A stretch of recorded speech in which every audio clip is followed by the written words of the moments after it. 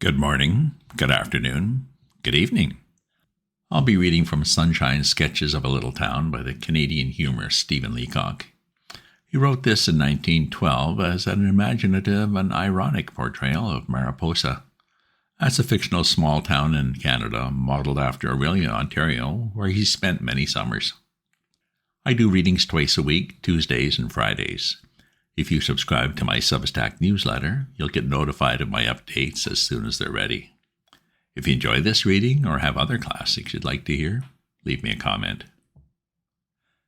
Last reading we learned about the difficulties in raising funds for the local church. Maybe they needed one of these new Whirlwind Campaigns, a campaign type that springs up quickly and it's a whirl of activity. Chapter 5. The Whirlwind Campaign in Mariposa. It was Mullins the banker who told Mariposa all about the plan of a Whirlwind Campaign, explained how it was to be done. He'd happened to be in one of the big cities when they were raising money by a Whirlwind Campaign for one of the universities, and he saw it all. He said he would never forget the scene on the last day of it when the announcement was made that the total of the money raised was even more than what was needed. It was a splendid sight, the businessmen of the town all cheering and laughing and shaking hands, and the professors with the tears streaming down their faces, and the deans of the faculties who'd given money themselves sobbing aloud. He said it was the most moving thing he'd ever seen. So, as I said, Henry Mullins, who had seen it, explained to the others how it was done. He said, first of all, a few of the businessmen got together quietly, very quietly, indeed the more quietly the better, and talk things over. Perhaps one of them would dine just quietly with another one and discuss the situation.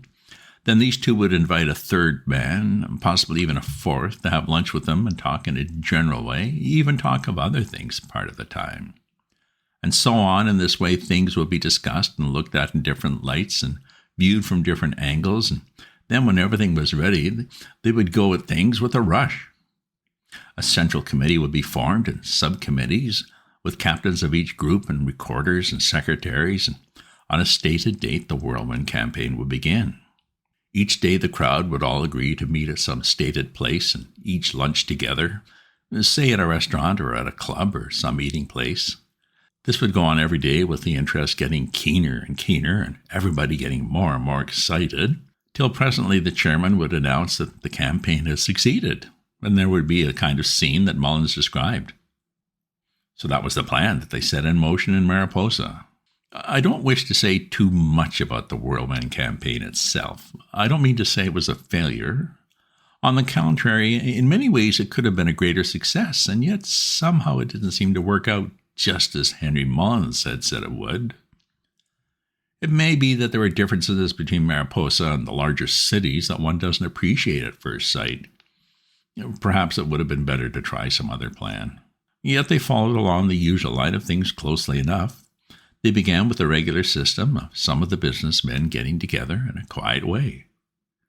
First of all, for example, Henry Mullins came over quietly to Duff's rooms over the commercial bank with a bottle of rye whiskey, and they talked things over.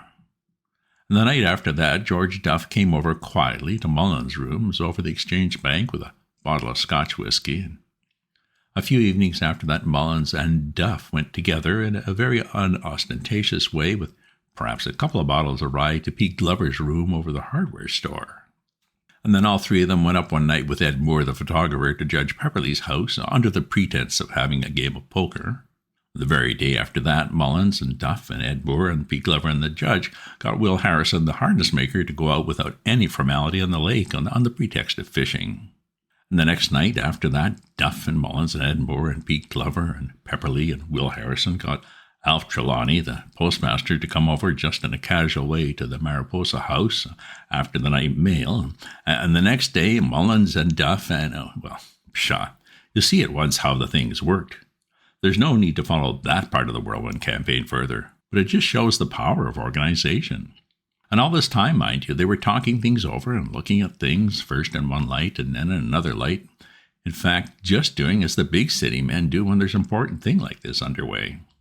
So after things had been got pretty well into shape in this way, Duff asked Mullins one night straight out if he would be chairman of the Central Committee. He sprung it on him, and Mullins had no time to refuse, but he put it to Duff straight whether he'd be treasurer. And Duff had no time to refuse. Well, that gave things a start. Within a week, they had the whole organization on foot. There was the Grand Central Committee and 6 groups or subcommittees of 20 men each and a captain for each group. They had it all arranged on the lines most likely to be effective.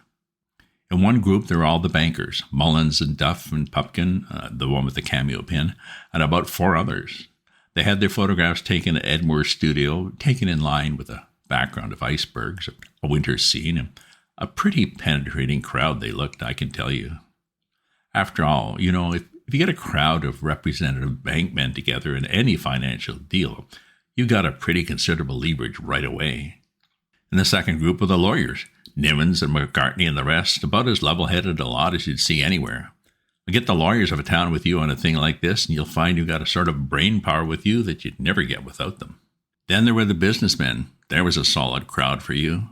Harrison, the harness maker, and Glover, the hardware man, and all that gang. Not talkers, perhaps, but solid men who can tell you to a nicety how many cents there are in a dollar. It's all right to talk about education and that sort of thing, but if you want driving power and efficiency, well, get businessmen. They're seeing it every day in the city. It's just the same in Mariposa. Why, in the big concerns in the city, if they found a man who was educated, they wouldn't have him, wouldn't keep him there a minute. That's why the businessmen have to conceal it so much. Then in the other teams, there were the doctors and the newspaper men and the professional men like Judge Pepperly and Yodel the auctioneer. It was all organized so that every team had its headquarters, 2 of them in each of the 3 hotels, one upstairs and one down. And it was arranged that there would be a big lunch every day to be held in Smith's Caff, round the corner of Smith's Northern Health Resort and home of the Wissanati Angler. You know the place. The lunch was divided up into tables, with a captain for each table to see about things to drink, and of course all the tables were in competition with one another. In fact, the competition was the very life of the whole thing. It's just wonderful how these things run when they're organized. Take the first luncheon, for example. There they all were, every man in his place, every captain at his post at the top of the table. It was hard, perhaps, for some of them to get there.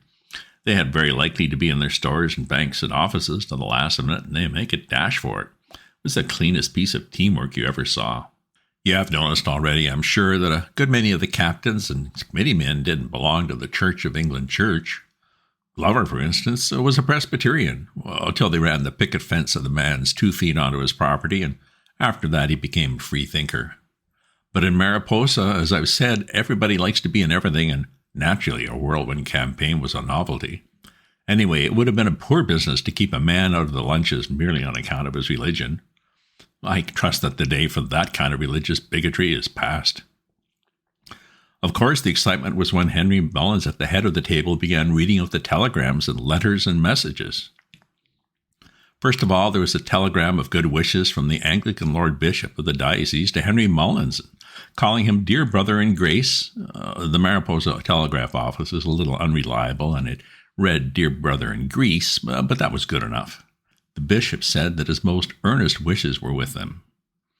Then Mullins read a letter from the mayor of Mariposa, Pete Glover was mayor that year, stating that his keenest desires were with them, and then one from the carriage company saying that its heartiest goodwill was all theirs, and then one from the meatworks saying that its nearest thoughts were next to them. Then he read one from himself as head of the Exchange Bank, you understand, informing him that he had heard of his project and assuring him of his liveliest interest in what he proposed. At each of these telegrams and messages, there was round after round of applause, so you could hardly hear yourself speak or give an order. But that was nothing to when Mullins got up again and beat on the table for silence and made one of those crackling speeches, just the way business people speak, the kind of speech that a college man simply couldn't make. I wish I could repeat it all. I remember it began, "Now, boys, you know what we're here for, gentlemen," and it went on just as good as all that through. When Mullins had done, he took out a fountain pen and wrote out a check for $100, conditional on the fund reaching $50,000. And there was a burst of cheers all over the room. Just the moment he had done it, up sprang George Duff. Well, you know the keen competition there is, as a straight matter of business between the banks of Mariposa. Up sprang George Duff, I say, and wrote out a check for another 100, conditional on the fund reaching $70,000. You never heard such cheering in your life. And then when Nedley walked up to the head of the table and laid down a check for $100, conditional on the fund reaching $100,000, the room was in an uproar. $100,000. Just think of it. The figure's fairly staggering. To think of $100,000 raised in 5 minutes in a little place like Mariposa. And even that was nothing. In less than no time, there was such a crowd round Mullins trying to borrow his pen all at once that his waistcoat was all stained with ink. Finally, when they got order at last and Mullins stood up and announced that the conditional fund had reached $250,000, the whole place was a perfect babble of cheering. Oh, these Whirlwind campaigns are wonderful things. I can tell you the committee felt pretty proud that first day. There was Henry Mullins looking a little flushed and excited with his white waistcoat and American Beauty rose and ink marks all over him from the check signing, and he kept telling them he'd known all along all was needed was get the thing started, and telling again about what he'd seen at the university campaign, and about the professors crying and wondering if the high school teachers would come down for the last day of the meetings. Looking back on the Mariposa Whirlwind, I can never feel that it was a failure. After all, there is a sympathy and a brotherhood in these things when men work shoulder to shoulder. If you've seen the canvassers of the committee going round the town that evening, shoulder to shoulder, from the Mariposa house to the commercial and up to Mullins' rooms and over to Duff's, shoulder to shoulder, you'd have understood it. I don't say that every lunch was quite such a success as the first. It's not always easy to get out of the store if you're a busy man, and a good many of the Whirlwind Committee found they had just time to hurry down and snatch their lunch and get back again. Well, still they came and snatched it. As long as the lunches lasted, they came. Even if they had simply to rush it and grab something to eat and drink without time to talk to anybody, they came. No, it was not lack of enthusiasm that killed the Whirlwind campaign in Mariposa. Must have been something else. I don't just know what it was. I think it had something to do with the financial, the bookkeeping side of things. It may have been, too, that the organization was not quite correctly planned. You see, if practically everybody's on the committees, it's awfully hard to try to find men to canvass, and it's not allowable for the captains and the committee men to canvass one another because their gifts are spontaneous. So the only thing the different groups could do was to wait around in some likely place, say the bar parlor of Smith's Hotel, and the hope that somebody might come in who could be canvassed. You might ask why they didn't canvass Mr. Smith himself, but of course they had done that at the very start, as I should have said. Mr. Smith had given them $200 in cash, conditional on the lunches being held in the cafe of his hotel. And it's awfully hard to get a proper lunch. I mean the kind in which a bishop can express regret at not being there, under $1.25. So Mr. Smith got back his own money, and the crowd began eating into the benefactions and got more and more complicated whether to hold another lunch in hope of breaking even or to stop the campaign. It was disappointing, yes. In spite of all the success and the sympathy, it was disappointing. I don't say it didn't do good. No doubt a lot of the men got to know one another better than ever they had before.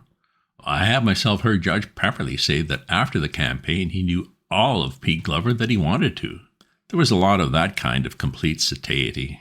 The real trouble about the Whirlwind campaign was that they never really understood which of them were the whirlwind and who were to be the campaign.